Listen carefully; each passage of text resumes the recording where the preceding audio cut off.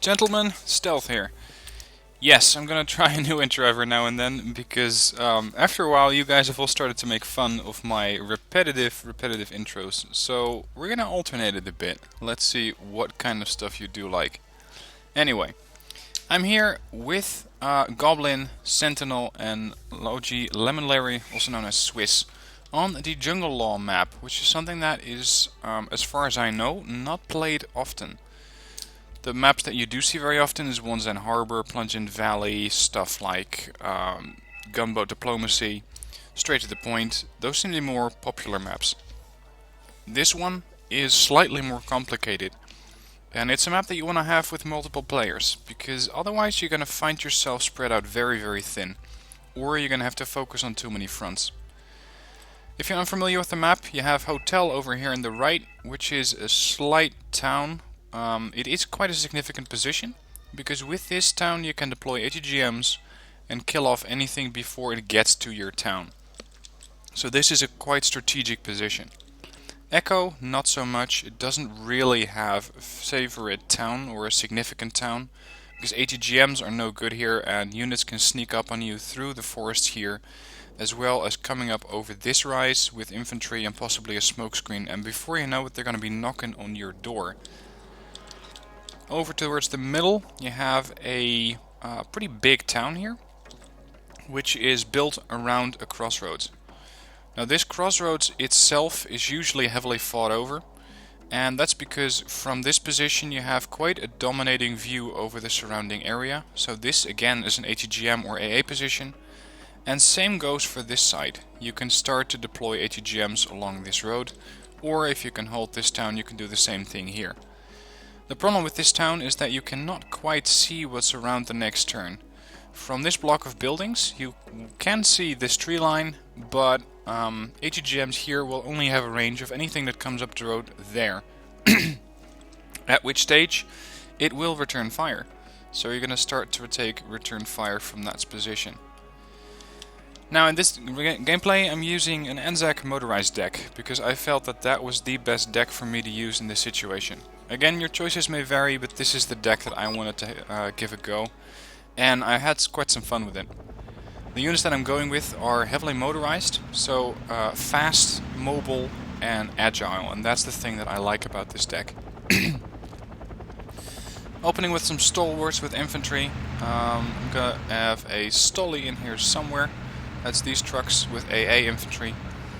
I got a Saxon up here in front with command infantry, and I got my Vickers Mark 11, which are basically motorized tanks. I'm not sure that's the official term for them, but these things are not to be underestimated with 17 armor penetration.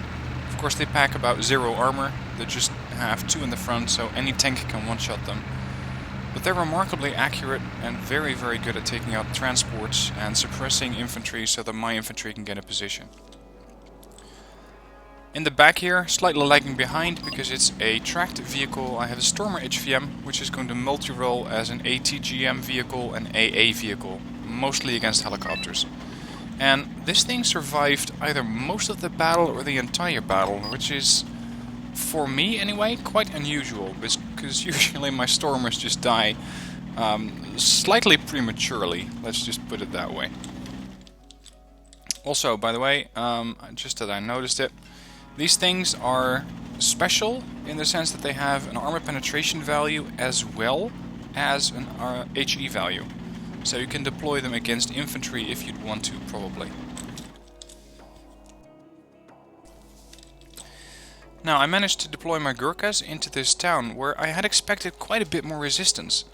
Because normally you're going to see a blue 4 coming from this side or from that side depending on whether you're starting, and the enemy will start to send in infantry rather quickly. But this time around I was like, okay, where's the opposition? Why are they not attacking me? So I was a bit surprised that I wouldn't come up against Spetsnaz or Legions, any good anti-infantry forces here. So pushing to contact, and over on the left we can hear some engagement going on. This is Sentinel, and his infantry is getting kicked into the ground by these helicopters. It seems like he did not bring any AA, just a bit of infantry here. or his AA may have died already, because they did already score 125 points. I'm not entirely sure. But I'm rapidly pushing my Stormer into position to help him. Stormer has 2900 meter range against helicopters and good accuracy. So I'm pushing this way as fast as possible to try and at least suppress the Mi-8 or possibly kill off the Ka-52. In the meanwhile, I'm moving up with the Gurkhas here. And again, if you have control of this forest, it is a favorable position, because anything that happens to come down this road is going to get side shot at with my Gurkhas. And a Law 80 in your side of, say, a high-end tank is going to kill it with one round. Now, in the meanwhile, my Stormer managed to kill off the Ka-52. It's pulling back now. It did fire off 3-star streaks, but scored a 130-point helicopter there, so I'm more than happy with that result. You can see that Goblin over here on the left has just one group of Jaeger to hold this position, which is fine for now. But they're getting pushed out quite heavily. I'm also taking some fire here. There's a lot more infantry in there than I'd expected. And these Gurkhas are taking a beating. Fortunately, it's only one group, so the other group does not need any resupplies yet, and is only calm. They were panicked slightly, but they're calm now. And one of my guys survived from the Davis group, so I can actually resupply those and make sure I have another effective battle group here. Deploying some reinforcements here. I got my AA infantry to move up, which is a favorable position because they can cover more terrain this way. Pathfinders pushing up along the middle to try and spot whatever is down this road. And I got another group of Gurkhas which have been moving up. I split those off from the main group of Gurkhas that I had in here. This is now a holding force, mainly because I don't really have any other good infantry. I may have diggers in here, but I wasn't going to bring those in just yet, because Gurkhas are just that much more effective. Pushed up my Vickers Mark 11s quite far to the front here to try and spot the enemy, but I just could not see them. Also because the inclination of this terrain is making it difficult for your vehicles to actually see something. Especially from this guy's point of view, you can see pretty much up to there with that tank, or at least you can shoot that far. And I know it's not a tank, but I consider it as such because it has the L7A3 rifle, or the L7A3 gun. Now this this poor Gurkha here is pulling back as fast as he can, and I'm going to try and get a resupply in. You can already see my Chinook coming in. So I'm very happy that he survived, because otherwise I would have lost a 30-point infantry group, which may not seem significant, but considering it's a low in-point or low income tactical game, even 30-point units will make a dent in your effectiveness. Over here on the right, Goblin pushed up with some transports, and he did an amazingly effective job. With them, he may have lost them, but now we know that there's not that much there. So we can actually start pushing in, try to flank them, and try to clear out this town.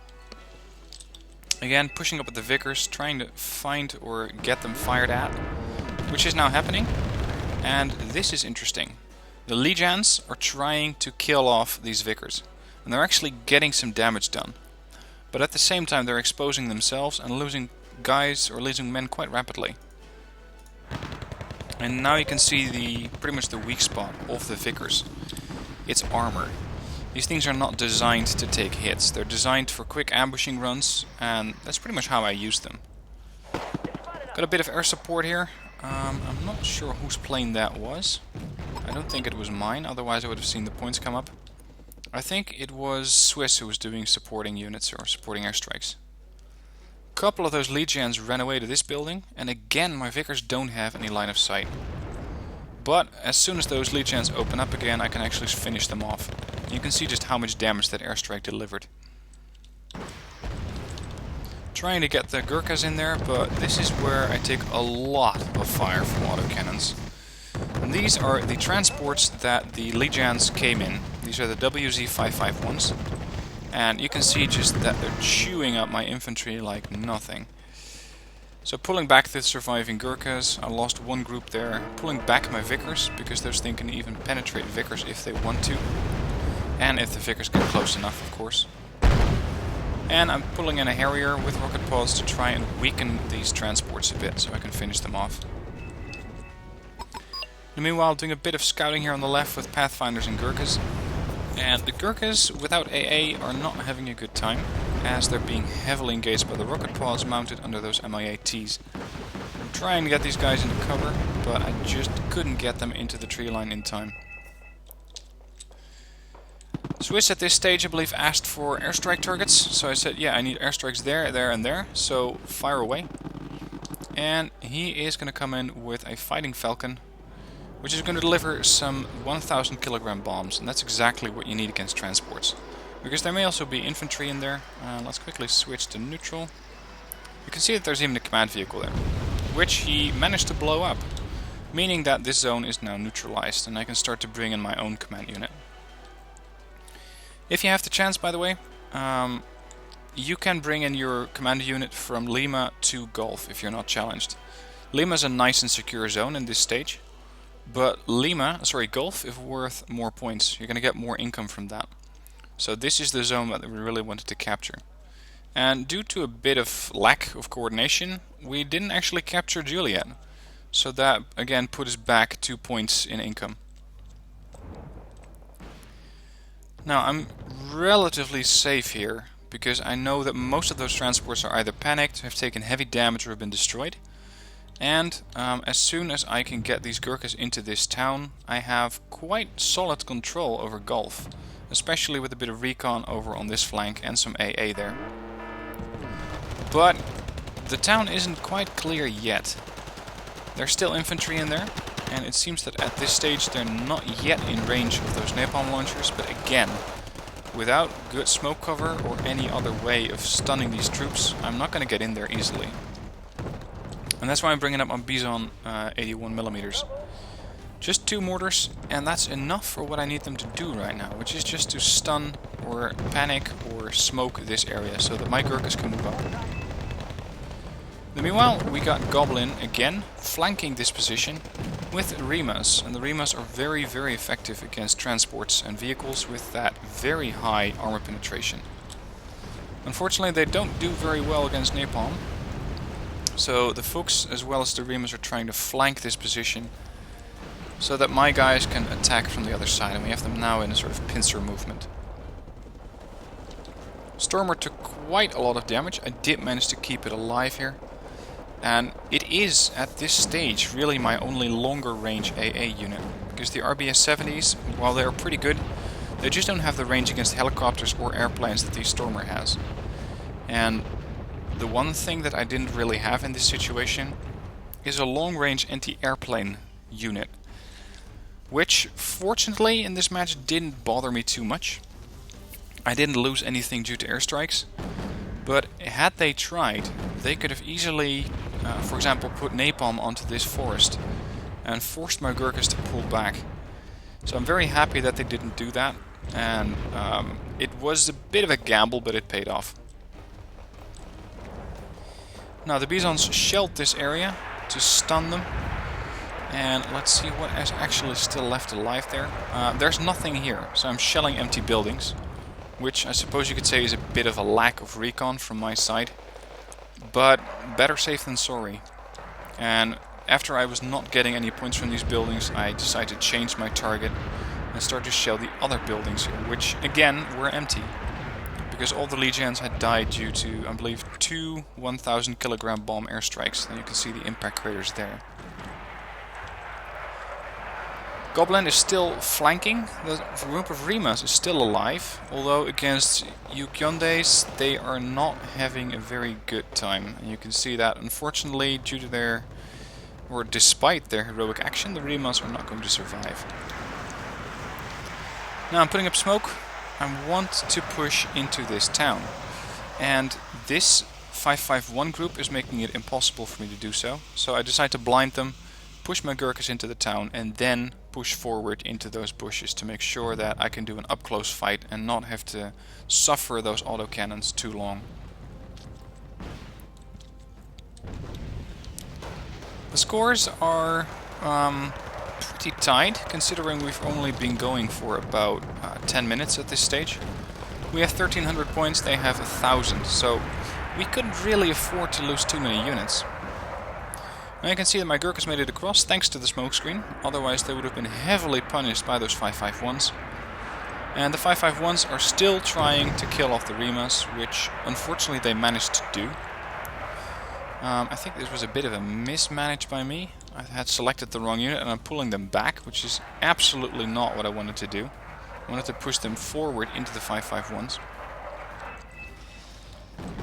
And let's see, I'm also bringing in, or Sentinel, actually, I'm going to switch this back to my view. Sentinel is bringing in some more Bisons, which are also shelling this position with both standard shells and smoke grenades, so he can push up with his light infantry, or his light riflemen. My Chinook's empty, I should have sent that thing back already. And in the middle we have Bison also pushing in with some Bison with napalm troops. I'm not exactly which ones these are, but I'm thinking assault engineers. And over here on the right side we have Goblin, who is pretty much the star of the show at this stage. And especially later on he's going to make a very, very impressive kill here with one of his tanks. He's using the AMX-40 here, which is a nice support tank for infantry. They have an autocannon, they have their main gun. They're very accurate, especially when they're sitting still. Good rate of fire, not that much armor, but good off-road speed. And that's something that the French excel at. Yes, I know about all the running away jokes, and I frequently make the jokes myself on the stream, but these tanks are actually also quite good at attacking. On the right side, I think that Swiss managed to clear out these guys from Echo. He managed to sweep through this sector. And let's see what they still have left. Yeah, they've got some units here, but some of them already took some damage. And you can see that we're now taking Su-24 test runs, really, which are getting very, very effectively shut down by the Roland, which also ran out of ammo, so he fired off quite a few missiles to kill off those helicopters, or airplanes, whichever it was. Pushing up with the Gurkhas, and now they finally have a good chance to kill off the 551s. And I was trying to get my recon, or my AA infantry across, ran into a bit of those BTR-60Ps, and that's a good target for my Coyote. Nice, very good optics reconnaissance vehicle with a Bushmaster on top of it, with exceptionally good accuracy for one of these guns. Unfortunately, it couldn't quite see the transports. There were two of them. I only managed to spot one. And I just didn't quite see it, so I had to be quite careful with the RBS-70s. I do not want to get these guys killed. Facing off against some more infantry here, I got Gurkhas versus VDVs. And I'm also pushing with my surviving Milan too, because in case that they do have a super heavy or a heavy tank coming up this road, I want to be able to one-shot that with the Milan. And I believe that may have been my Bisons, may have been Sentinels, I'm not sure which ones they were, but they managed to very, very effectively nail those VDVs. You don't have to kill them. If you can just panic them or stun them, that's enough, and my Gurkhas will finish the job.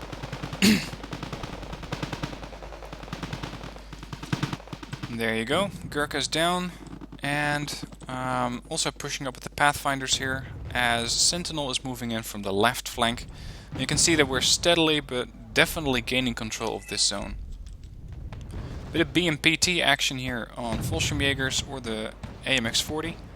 AMX-40 not really impressed because a grenade launcher is not going to do too much damage, and it just nails that BMPT, scoring a unit that's worth almost as many points as the AMX-40 itself.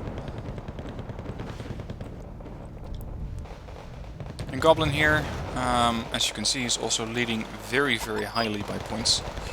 He's doing a great job here in the middle, as well as doing a flanking maneuver, a sort of come around maneuver here, to allow my Gurkhas and my other troops to push up through the middle here. Coming in with two Pumas, both reconnaissance infantry. I know that this is not the usual way that I advocate using reconnaissance infantry, but in this situation I was bringing in SBS, Special Boat Service, which are very good against infantry, and I wanted them to use their submachine guns to actually nail the infantry. That's why I was bringing them in. So I'm getting a reconnaissance bonus from being a motorized deck, or a veterancy bonus to recon. And you can see that these guys are fully upgraded to elite, which makes them extremely effective at both spotting and doing damage to infantry.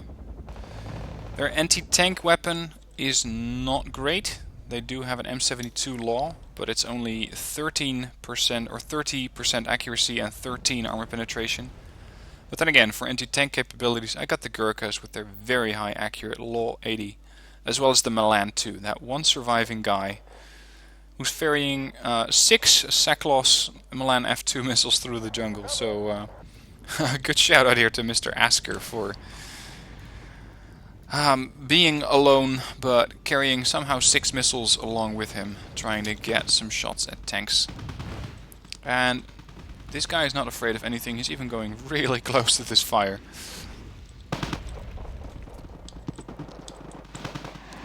Now my Stormer has been repaired by the Chinook that was over there, as well as my surviving Gurkhas, which are getting rearmed and reinforced. Put the Stormer a bit more towards the front because they did have some more helicopters on this side and they were making it impossible for our infantry to advance. Of course, advancing with infantry is impossible here either way because of the open terrain. Here we have nice stepping stones, as I call them. Tree lines, forests, towns, another big hill with more trees. So we got all the cover that we need here. Over here we got absolutely nothing, so this is the terrain where tanks can really dominate. Stormer jamming one of those Star Streak missiles into the helicopter and firing off a second one, killing them off. But not before that helicopter, along with the infantry that was in, managed to take out both of my groups of Gurkhas. Oh, sorry, I was not bringing in special boat service. I was bringing in SASR. Actually, no, sorry, I'm getting this confused. My SBS, those were the guys that came out of the Pumas. They were the ones that landed there. They're now pushing up to this position. As my SASR came out of the SLAF PCs, and I'm pushing them together to get an effective anti-infantry, anti-vehicle force and put the Browning machine guns to work. Now over here is where stuff gets interesting. This AMX-40, who already killed off the BMPT on this flank, is going to steal the show by murdering a T-72BU. And you can see exactly why and how he managed to pull this off. This tank is firing into the side of the T-72BU here, which in itself is a very, very formidable tank, but it is not capable of surviving side hits. And if you look at the armor profile, the side is still heavily armored at 10 points, but this tank just does not have any recon nearby, so it does not know what is shooting it.